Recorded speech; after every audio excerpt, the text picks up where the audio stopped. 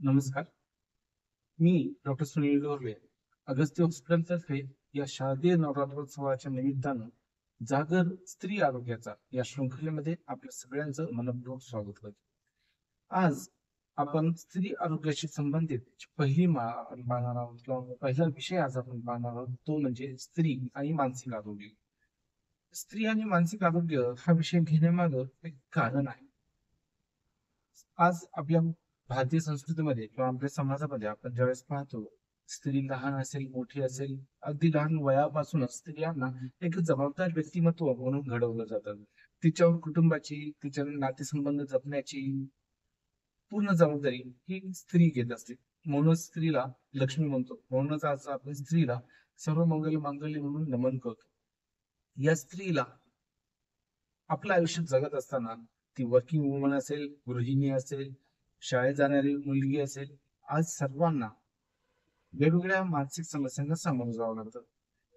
होतं काय की ह्या स्त्रिया ज्यावेळेस अष्टभुजा बनून वेगवेगळं काम, वेगवेगळ्या जबाबदारी पार पाडत असतात, त्यांच्या सभोवताली खूप सारे बदल घडत असतात. त्यांच्या नात्यांमध्ये बदल घडतात, त्यांच्या शरीरामध्ये बदल घडतात. वयानुसार खूप सारे गोष्टींना त्या सामोरं जातात.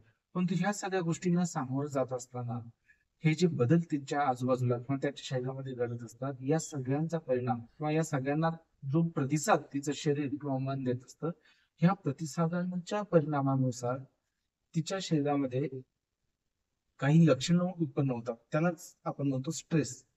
किंवा जो परिणाम आहे त्यालाच आपण स्ट्रेस असं म्हणतो. तर मग हा जो स्ट्रेस आहे, ताण तणाव आहे, हा असावा की नसावा? आपण जर कोणाला विचारलं, एखाद्या स्त्रीला आपण जर विचारलं, एखाद्या महिलेला विचारलं की ताई तुम्हाला काही स्ट्रेस आहे का?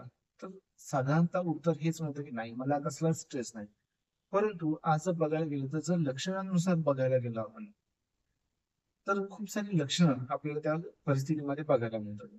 पहा तुम्हाला सांगतो, स्ट्रेस हा तसं पाहायला गेलं तर आपल्या आयुष्याचा अविभाज्य घटक आहे. स्ट्रेस काढून टाकता येऊ शकतो का? नाही. बरं, त्याला सोडून आपण काही करू शकतो का? तर नाही, निश्चितच नाही.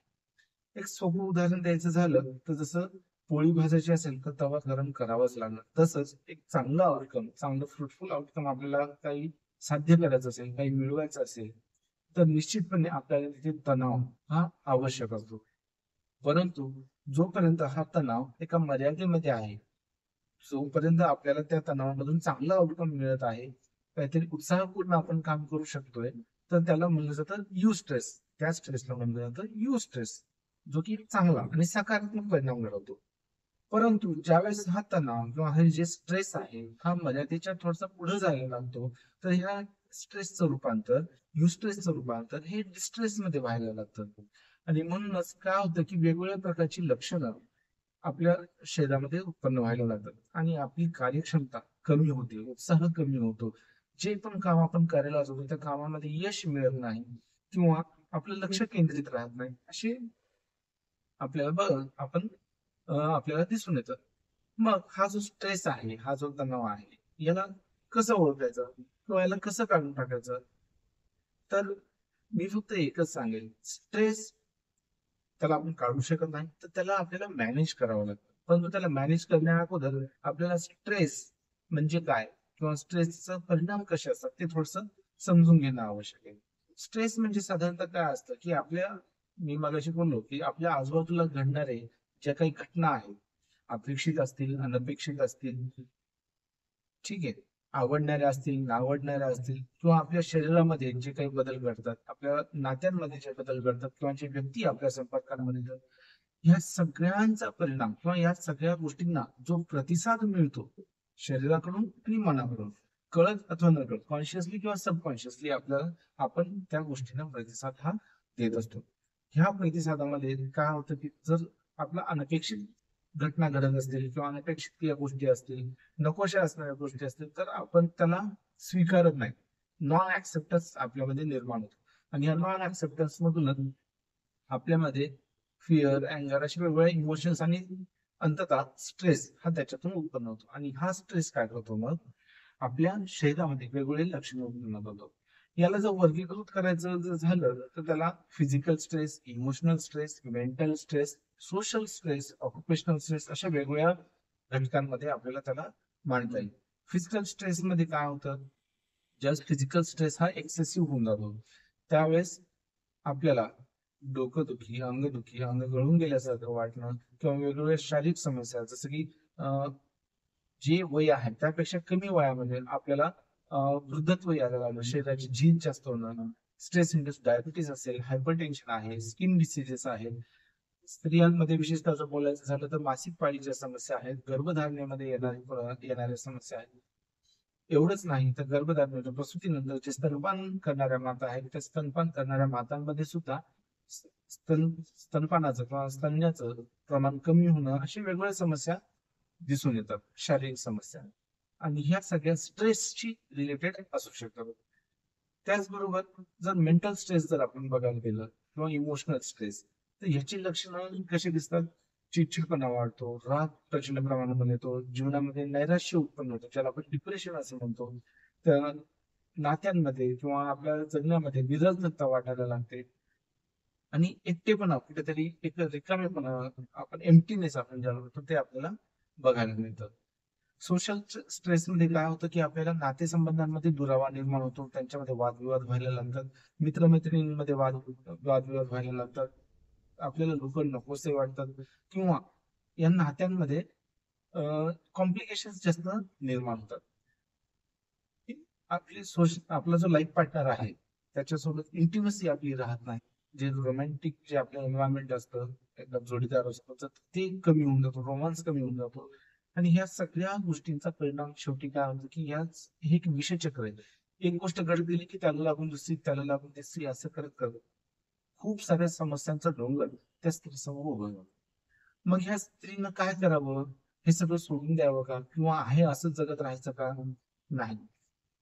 आपली भारतीय स्त्री काय करते, ह्या सगळ्या गोष्टींना लपवून ठेवते आणि कुटुंबासाठीच तिचं आयुष्यही चालू ठेवते. परंतु त्यामुळे काय होतं की स्त्रियांच्या ह्या समस्या दुर्लक्षित राहून नंतर हळूहळू हळूहळू ते संचित होत राहतात आणि एकाच वेळेस ते एक मोठं स्वरूप, भयंकर स्वरूपामध्ये त्या बाहेर येतात. म्हणूनच वेळीच जर या तणावाला जर आपण मॅनेज करायला शिकलो, याला जर कंट्रोल मध्ये ठेवायला शिकलो, तर निश्चितपणे आपण एक निरोगी समाजाची निर्मिती करणार आहोत. त्यासाठी काय करावं लागेल? त्यासाठी विशेष किंवा एक्स्ट्रा एफर्ट्स आपल्याला करण्याची आवश्यकता नाही, फक्त छोटीशी कृती, आणि त्या छोट्याशा कृतीमधून आपल्याला एक छान आउटकम मिळणार आहे. काय करायचंय? सगळ्यात पहिले तर ऍक्सेप्टन्सला सुरुवात करायची. ऍक्सेप्टन्स दोन गोष्टींना, नंबर एक स्वतःचा ऍक्सेप्टन्स आणि नंबर दोन तुमच्या आजूबाजूला ज्या गोष्टी घडतात, जे बदल घडतात, जे काही चेंजेस आहेत त्यांना ऍक्सेप्ट करणं. Let it be. ज्या गोष्टी चेंज करू शकतो त्या आपण चेंज करू शकतो, ज्या नाही चेंज करू शकतो त्यामध्ये आपण प्रयत्न करणं हे निरर्थक आहे. म्हणूनच आपण कोणाला चेंज करू शकतो? स्वतःला चेंज करू शकतो. अगोदर स्वतःला ऍक्सेप्ट करा. स्वतःला ऍक्सेप्ट करायला लागलं की माणूस स्वतःवर प्रेम करायला लागतो, स्वतःवर प्रेम करायला लागलं की स्वतःला वेळ द्यायला लागतो. आणि स्त्रियांसाठी स्वतःला वेळ देणं हेच या सगळ्या कृतीचं गमन आहे. यामध्ये काय करायचं? स्वतःला वेळ द्यायचा म्हणजे काय करायचं? 24 तास आहेत आपल्याकडे, 24 तासामधले प्रत्येक तासाला 2 मिनिट स्वतःसाठी घ्यायचे, म्हणजे झाले 48 मिनिटं.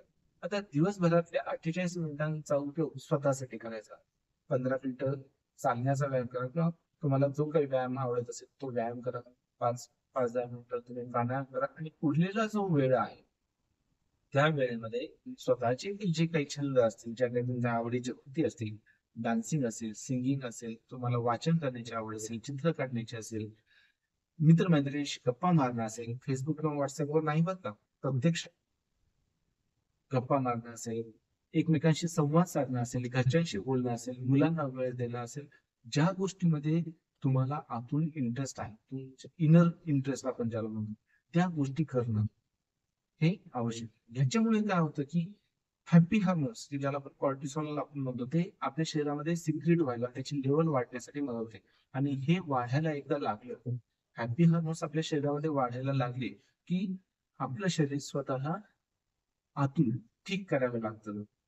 त्याचबरोबर आपला जो स्ट्रेस आहे, डिस्ट्रेसचं रूपांतर हे युस्ट्रेस मध्ये व्हायला लागतं आणि आपली कार्यक्षमता वाढते, उत्साह वाढतो, आनंद वाढतो. आणि ह्या त्यामुळे काय होतं की पॉझिटिव्ह एन्व्हायरमेंट आपल्या घरामध्ये आपल्या आयुष्यामध्ये तयार होतं. आणि जर आपलं आयुष्य जर पॉझिटिव्ह असेल तर निश्चितपणे पूर्ण कुटुंबाची प्रगती झाल्याशिवाय राहत नाही.